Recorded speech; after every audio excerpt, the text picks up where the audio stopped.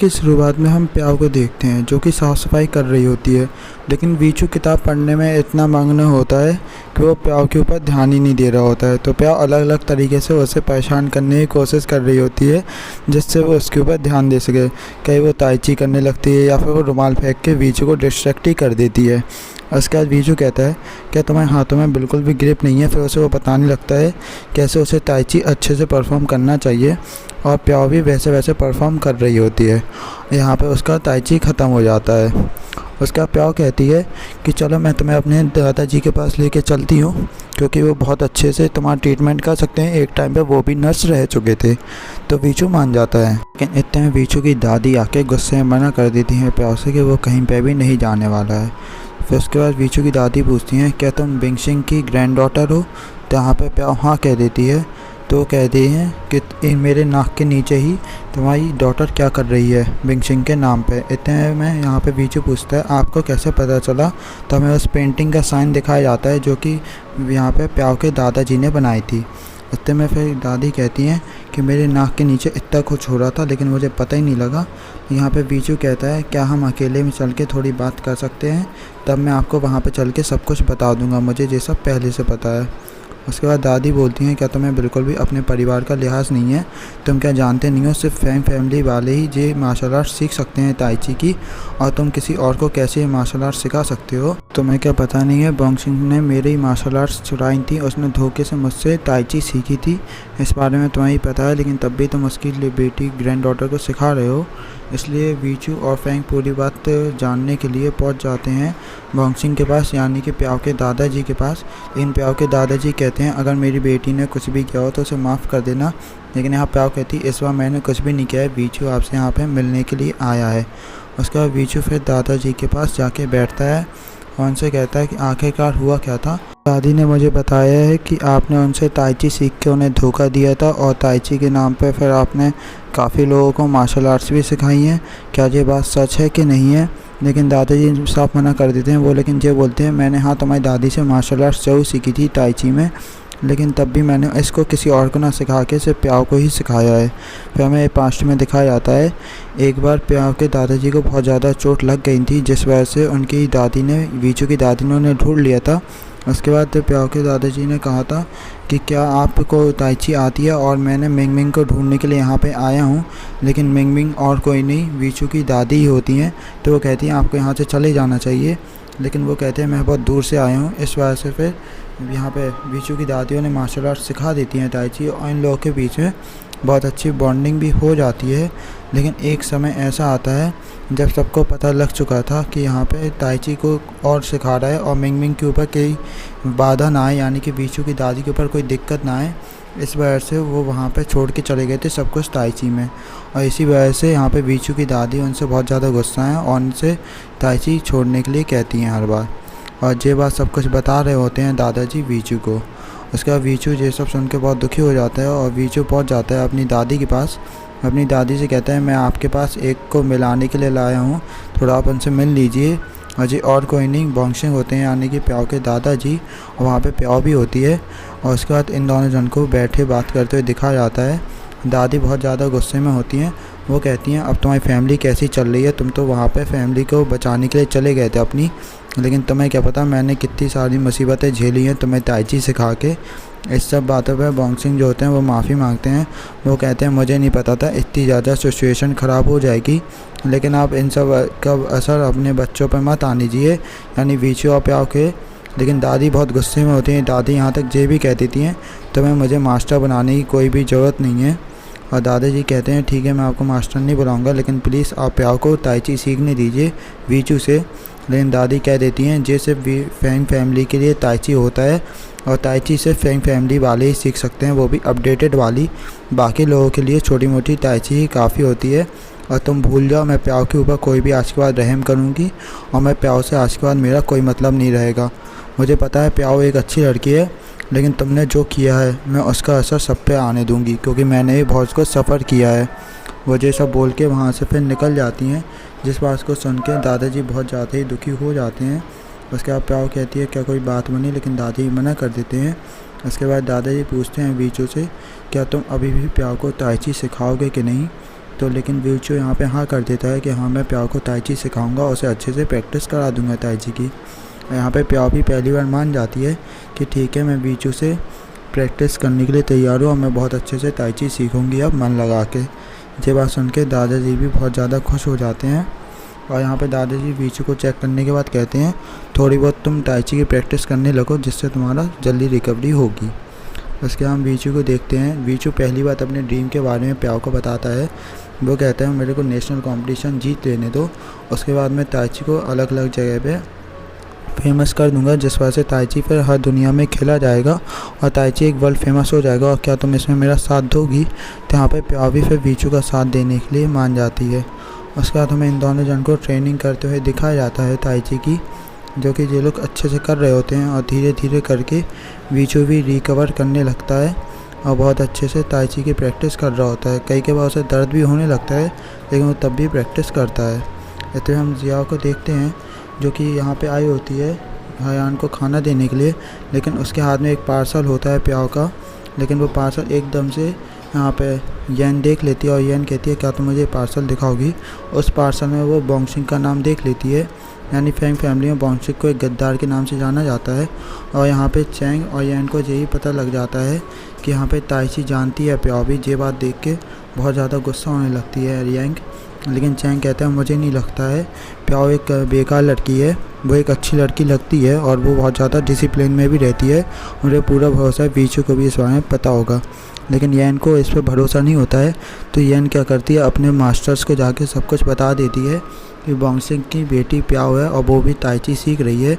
और मुझे लगता है इन सब में वीचू का कोई हाथ नहीं है, वीचू को भी धोखा मिल रहा है इन लोगों से, तो आप वीचू पे कोई भी शक्ति मत अपनाइएगा। और जी उसी यूनिवर्सिटी में पढ़ रही है जिस यूनिवर्सिटी में वीचू भी रहता है। ये बात सुन के बोंगशिंग का नाम सुन के तो पहली बात इनके मास्टर बहुत ज़्यादा भड़क जाते हैं। वह कहते हैं अब हम इन लोगों को छोड़ेंगे नहीं। यहाँ पे चैंग बात संभालता है। चैंग कहता है मास्टर से कि शायद हमने अच्छे से नहीं देखा है कि वो यहाँ पे प्याओ ताइची से जानती है कि नहीं, तो हम लोग अच्छे से देख के आपको बता देंगे। चैंग बात को संभाल लेता है। लेकिन यहाँ पे वीचू के पास कॉल आ जाता है कि यहाँ पे बोंगशिंग खतरे में है, यानी कि प्याओ के दादा खतरे में है। तो वो प्याओ को भी बताता है, तो प्याओ जल्दी से दौड़ के जाने लगती है। फिर हमें बोंगशिंग के घर में दिखाए जाते हैं काफ़ी सारे लोग आ जाते हैं जो कि ताइची के मास्टर्स रहते हैं। वो कहते हैं बोंगशिंग क्या तुमने मुझे पहचाना? तो यहाँ पे बोंगशिंग कहते हैं कि हाँ मैंने तुम्हें पहचान लिया है, हम दोनों जन एक साथ ताइची सीखते थे और एक ही इंस्टीट्यूट में भी थे, इस वजह से वो कहते हैं मुझे तुम्हें अच्छे से जानता हूँ। यहाँ पे येन जो होती है बहुत गुस्से में होती है। वो कहती है आप इस चोर से इतनी अच्छे से बात क्यों कर रहे हो? तो सारे मास्टर लड़ने के लिए तैयार हो जाते हैं बोंगशिंग से और कहते हैं हम तुमसे आज तुम्हारी पूरी ताइची की छीन लेंगे, यानी मार्शल आर्ट्स पूरी छीन लेंगे। लेकिन यहाँ पे चैंग बात को संभालने लगता है। वो कहता है इनने सिर्फ ताइची सीखी थी, इसके बदले में क्या आप इन्हें मार डालोगे, क्या आप ऐसी हरकतें करोगे? लेकिन यहाँ पे एक मास्टर कहते हैं हम इन्हें लेकिन पनिशमेंट तो जरूर देंगे ताइची के सीखने की ऐसे। तो यहाँ पर प्याओ भी आ जाती है और प्याओ देखती है कि इन मास्टर्स ने उसके दादाजी को बहुत बुरी तरीके से मारा है। तो प्याओ बहुत गुस्सा होने लगती है और मास्टर से कहने लगती है मेरे दादाजी ने आज तक किसी को भी ताइची नहीं सिखाई थी, उनने हमेशा ताइची मुझे यही समझाया है कि दूसरों को बुली मत करना चाहिए और कभी कोई बुली होता दिखे तो उसे छोड़ना नहीं चाहिए, हमेशा दूसरों को सेव करना चाहिए। और उनने यही सब मुझे सिखाया और आप लोगों ने आज उनके साथ ऐसा किया। यहाँ पर प्याओ फिर मास्टर को मारने के लिए जैसे ही बढ़ती है, मास्टर मारने के लिए जैसे बढ़ते हैं, लेकिन इतने में वीचू आ जाता है। वीचू कहता है कि आप मेरी फियांसे को कैसे ऐसे मार सकते हो? ये सब सुन के सारे मास्टर शॉक हो जाते हैं, क्योंकि वीचू बड़ा मास्टर होता है, हेड होता है उन सब मास्टर का।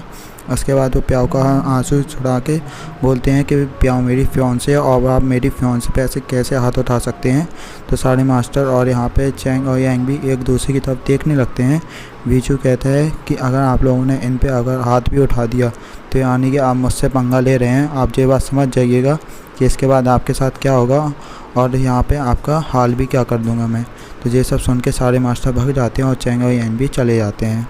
उसके बाद दादाजी पूछते हैं क्या तुम ठीक हो, तुम्हें कुछ तो नहीं हुआ है ना? तो वीचू कहता है मैं तो ठीक हूँ, लेकिन आप बताइए कि आपकी कंडीशन कैसी है? थोड़ी मुझे लगता है आपकी थोड़ी बहुत कंडीशन ख़राब है, लेकिन आप जल्दी से जल्द ठीक हो जाएंगे और आप लोग को इसका हर्जाना भी भरना पड़ेगा इन मास्टर्स को। यहाँ पे वो कहता है यांग लेकिन यहाँ पे बॉन्शिक कहते हैं मुझे बहुत अच्छा लगा, आज मेरे दिल से सारा बोझ उतर गया है, क्योंकि मैं बहुत टाइम से अपने दिल में ये बोझ बना के बैठा था कि मैंने चोरी से ताइची सीखी है, वो भी अपडेटेड वाली। इस वजह से आज मैंने अपना हर्जाना भर दिया, अब मैं बहुत खुश हूँ। उसके बाद वो वीचू से पूछते हैं क्या तुम सही में प्याओ को शादी करना चाहते हो? तो वीचू कहता है मैं तो सीरियस हूँ, लेकिन उसका नहीं पता। लेकिन इतने प्याओ भी आ जाती है, वो बहुत रोने लगती है अपने दादाजी की ऐसी हालत देख के। इतने में यहाँ पे प्याओ कहती है क्या मेरे दादाजी सही में ठीक हो जाएंगे? तो वीचू कहता है उनकी कंडीशन सही तो नहीं है, मैं ये नहीं कह सकता कि वो जल्दी ठीक हो जाएंगे, लेकिन वो ज़रूर ठीक हो जाएंगे, तुम इस बात की चिंता मत करना। उनकी इंजरी इतनी ज़्यादा भी नहीं है, वो जल्द से जल्द ठीक हो सकते हैं, तो तुम चिंता मत करो। तो प्याओ कहती है तुम एक चीज़ बताओ, तुमने मुझे सबके सामने अपनी फियांसे क्यों कहा? क्या तुमने मुझे बचाने के लिए अपनी फियांसे कहा था कि या फिर तुम्हारा कोई और इंटेंशन भी है? यहाँ पे वीचू कह देता है मेरा कोई इंटेंशन नहीं है, मैंने सिर्फ यहाँ पे तुम्हें प्रोटेक्ट करने के लिए अपनी फियांसे कहा था, और इसका कोई भी मतलब नहीं बनता है, मैं आगे चल के क्लैरिफाई कर दूँगा सबको। लेकिन इतने में यहाँ पे दादी की कॉल आ जाती है वीचू की, और वीचू की दादी को सब पता लग चुका होता है कि वीचू ने वहाँ पे क्या क्या रायता फैला दिया है। तो वीचू की दादी कहती हैं कल फैंग फैमिली की मीटिंग लगने वाली है, तो जल्द से जल्द तुम आ जाना वहाँ पे। तो वीचू कह देता है ठीक है मैं आ जाऊँगा। लेकिन इतने में यहाँ पे प्याओ कहती है नेशनल कंपटीशन के बाद अपन सबको क्लैरिफाई कर देंगे कि मैं तुम्हारी कोई फियांसे नहीं हूँ। लेकिन वीचू कहता है ऐसा करने की कोई ज़रूरत नहीं है, और वो बहुत खुश होता है यहाँ पे प्याओ को अपनी फियांसे कहकर। फिर हम टेलिंग को देखते हैं जो कि यहाँ पे उसी बुक का इस्तेमाल करके, ताइची की बुक का इस्तेमाल करके यहाँ पे ताइची के कुछ स्किल सीखने की कोशिश कर रहा होता है। लेकिन इतने वही स्ट्रेंज पर्सन आ जाता है, बुला लेता है टेलिंग को, और टेलिंग से कहता है जैसा कि तुम जानते होगे बॉक्सिंग आ चुका है और बॉक्सिंग को पनिशमेंट भी मिल चुकी है, और तुम्हें पता है बॉक्सिंग की डॉटर कौन है? तो यहाँ पे टेलिंग कहता है वो जो प्याओ होगी, इस बारे में मुझे पहले से शक था। यहाँ पे वो स्ट्रेंज पर्सन कहता है कि सबको बचा के बता दो ताइची ग्रुप में कि बॉक्सिंग की बेटी प्याओ है और वो ताइची सीख रही है वीचू से। इससे क्या होगा, बहुत ज़्यादा हड़बड़ी मच जाएगी वहाँ ताइची में। टेलिंग भी कह देते हैं हाँ जो अच्छा आइडिया है, मैं ऐसा ही करूँगा। फिर हम समय के टाइम पे वीचू को देखते हैं जो अपनी फैमिली मीटिंग में जा था। तो वो कहता है मैं अभी बस थोड़ी देर में पहुंच जाऊंगा दादी, बस आप थोड़ा इंतज़ार कर लीजिएगा, क्या मैं प्याओ को भी लेके आ सकता हूं? लेकिन उसकी दादी बिल्कुल मना कर देती हैं। वो कहती हैं क्या इतना रायता तुमने क्या कम फैलाया है जो तुम आप प्याओ को लाके और भी ज़्यादा दिक्कतें अपने ऊपर लेना चाहते हो?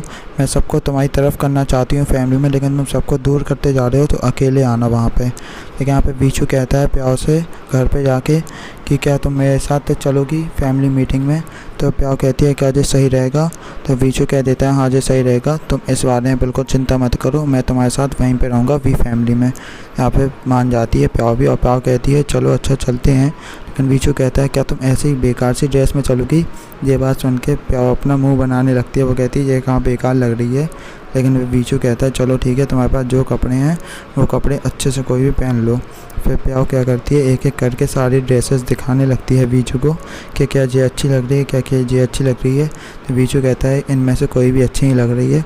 अच्छा चलो मैं तुम्हारे लिए आज एक ड्रेस बाई करने चलता हूँ और तुम्हें अच्छी सी ड्रेस दिलाता हूँ।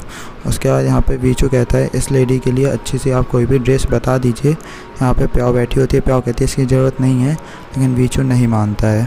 उसके बाद वीचू जब बैठ जाता है ड्रेसिंग रूम के बाहर और इंतज़ार करता है प्याओ के आने का। लेकिन वहाँ से वही लेडी निकलती है जो कि वहाँ पे शॉपकीपर होती है। वो कहती है कि ये ड्रेस कैसी लग रही है? उतने प्याओ के कहती है क्या ड्रेस अच्छी है क्या? वीचू कहता है मुझे तंग मत कर, तुम जाके ट्राई करो। तो यहाँ पे फिर से वही लेडी रेड ड्रेस पहन के आती है और प्याओ कहती है क्या ये ड्रेस अच्छी लग रही है? शायद मेरे ऊपर ये ड्रेस अच्छी लगेगी। लेकिन वीचू फिर से कहता है मुझे परेशान करना बंद करो, जल्दी से वहाँ जाओ। लेकिन इतने में दूसरी लेडीज़ को वो ले आती है प्याओ, और प्याओ कहती है ये अच्छी लग रही है क्या? वीचू कहता है जल्दी जा रही कि नहीं जा रही? तो प्याओ फिर जाके खुद से फिर ड्रेस ट्राई करती है और वो बहुत अच्छी लग रही होती है प्याओ में। वीचू को भी एक नज़र में वो ड्रेस बहुत ज़्यादा ही पसंद आ जाती है। वीचू कहता है चलो ठीक है अपन चलते हैं फैमिली मीटिंग में। और उसके बाद वो वहाँ पे ड्रेस लेने के लिए कहता है कि ठीक है आप इसे पैक कर दीजिए। लेकिन प्याओ कहती है ये बहुत ज़्यादा महंगी है। तो यहाँ पे वीचू कहता है अपन दोनों जन पहले से लेट हो रहे हैं तो जल्दी करो। उसके बाद ये लोग फैमिली मीटिंग के लिए वहाँ अंदर चले जाते हैं और यहाँ पे प्याओ भी उसके साथ होती है वीचू के साथ। सब लोग इस पर आर्गूमेंट कर रहे होते हैं, लेकिन यहीं पर जो एपिसोड एंड हो जाता है।